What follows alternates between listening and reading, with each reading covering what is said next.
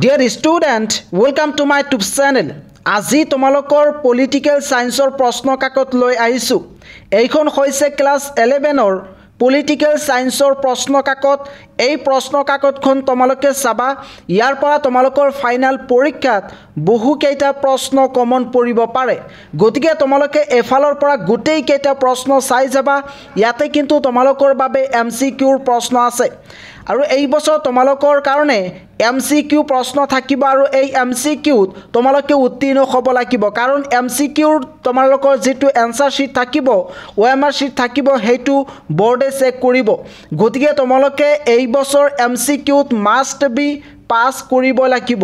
গতিকে ইয়াতে যিবোৰ এমসিকিউৰ প্ৰশ্ন আছে তোমালোকে গোটেই কেইটা প্ৰশ্ন চাবা, লগতে সম্পূৰ্ণ প্ৰশ্ন কাকতখন তোমালোকে চাবা। ইয়াৰ পৰা তোমালোকৰ ফাইনাল পৰীক্ষাত বহু কেইটা প্ৰশ্ন কমন পৰিব পাৰে।